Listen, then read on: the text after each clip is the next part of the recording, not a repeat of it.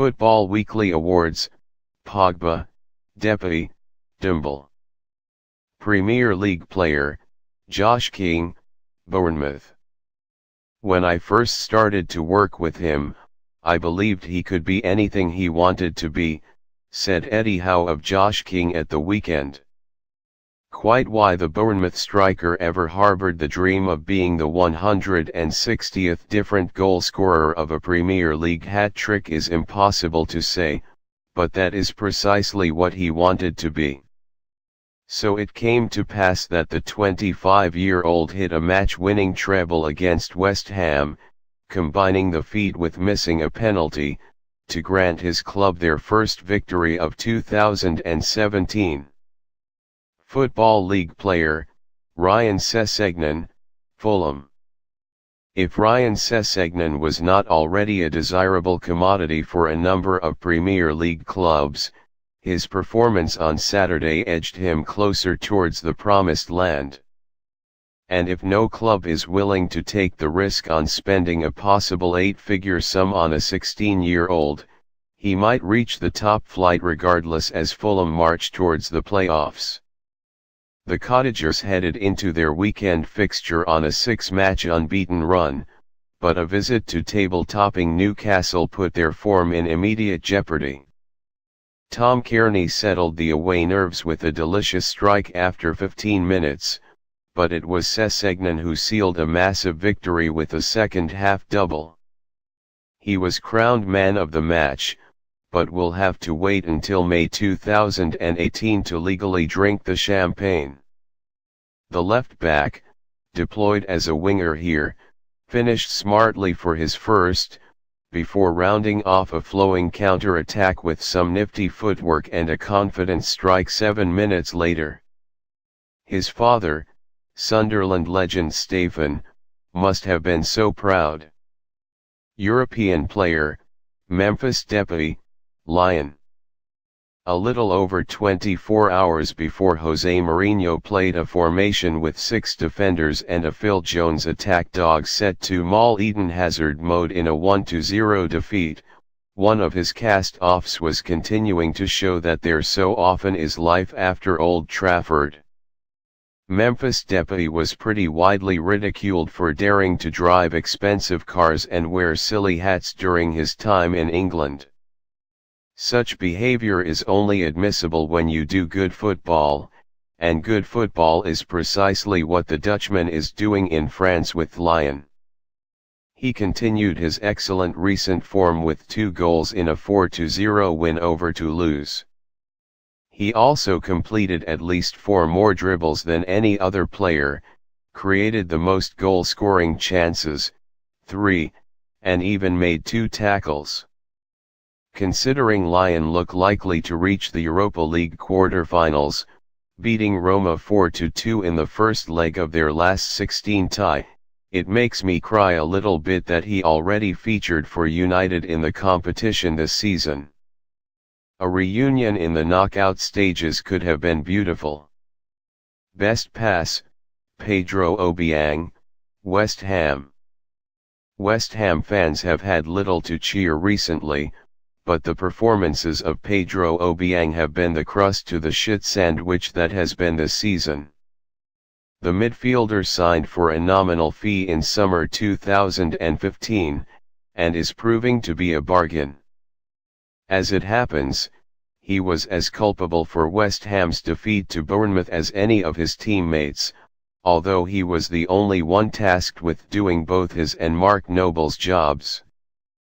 But even in a difficult game, Obiang produced a moment of wondrous ability and vision, eliminating the opposition defense with a perfect pass to Sam Byram, who centered for Andre Ayew to equalize with 7 minutes remaining.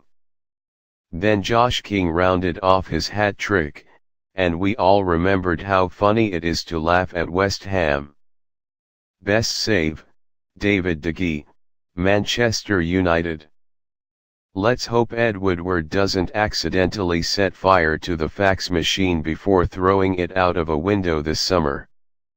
David De Gea's double save, the first from Eden Hazard, then the second from the equally dangerous Gary Cahill about 30 seconds after, brought with it a sense of familiarity. It was almost as if Louis van Gaal was in the dugout again.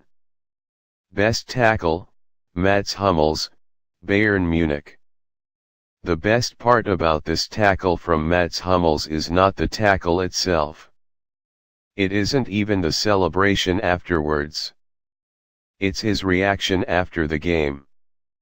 "I don't need to be modest," he said post-match. "I liked that tackle. It was an amazing tackle. Wonderful." Best tactical move, Marco Silva, Hull. What's he know about the Premier League? What's he know? Asked Paul Merson. It's baffling. When there are a lot of people out there who know about the Premier League, about what's required to dig in. He's not got a clue, proffered Phil Thompson. It's just another slap in the face to British coaches and managers, he added. Marco Silva would be forgiven for raising a solitary finger and waving it in the direction of the two Sky Sports pundits after their ill-advised rant in January, but the Hull City manager is too bloody suave for such crass buffoonery. What the Portuguese will do is continue his job quietly and efficiently in the hope that he can drag the Tigers to an unlikely Premier League escape act. Since Merson and Thompson's comments, Hull have accrued 11 points, the same as Liverpool, and more than both Manchester United and Arsenal. The latest example of the 39-year-old's ability to dig in came on Saturday, when Swansea visited the KC Stadium for a titanic clash. Lose, and Hull's hopes of survival would hang by a thread. Win, and win they did, and they are 1 point from safety. A fixture of such delicate importance had to be handled with care, and for an hour Silva ensured that his Hull side were solid in defence against a dangerous Swansea side. He fielded a 4-1-4-1 formation, with a three-man central midfield of Tom Huddlestone, Alfred Ndiaye, and a roaming Sam Clucas shielding the defence. But a draw was not enough, and Silva knew it. He spoke after the game of how Hull work two systems and the players know what we want, and what they wanted, what they needed, was a victory. Fortune favors the brave, and the manager replaced one of his midfielders, Ndiaye, with the second striker, Umar Nice, on 63 minutes. Moments later, the Lone opened the scoring. Within a quarter of an hour of his introduction, the substitute scored his second. Alfie Mawson scored a late consolation, but Hull had secured 3 vital points. What's he know about the Premier League indeed?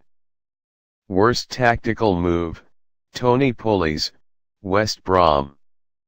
The only Premier League defeat Everton have suffered at Goodison Park this season was inflicted upon them by Liverpool, who scored a last-minute winner in December's Merseyside derby.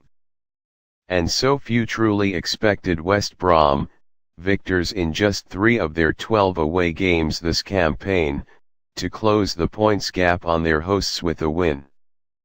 Tony Pulis did himself and the Baggies no favours.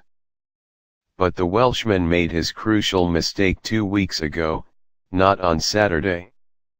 A comfortable 2-1 win over Bournemouth in February pushed West Brom onto 40 points, and into accusations of beaches, holidays, and merriment.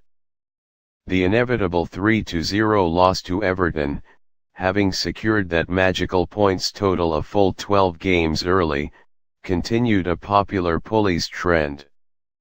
Across 9 seasons as a Premier League manager at Stoke, Crystal Palace and West Brom, Pulis has now managed 36 top-flight games after reaching 40 points. He has won just 5. Premier League lone player, Jermaine Lens, Sunderland and Fenerbahce. Jermaine Lens might just get his wish. He was reported to have said that many things will be easier if Sunderland drop down this season, but his parent club's plight might be irrelevant. His form in Turkey has seen him linked with the holy trinity of Fenerbahce, Besiktas, and Galatasaray. Good luck naming another Super League club. Lens' latest efforts resulted in a 3-2 comeback victory for Fenerbahce, which keeps them fourth and in contention for a Europa League spot. The winger assisted the second goal, but also created 4 scoring opportunities, and completed 5 dribbles. Sunderland as a whole have created 6.6 goal-scoring chances per game this season, and have completed 8.8 dribbles. Just imagine if they lived their life through a lens.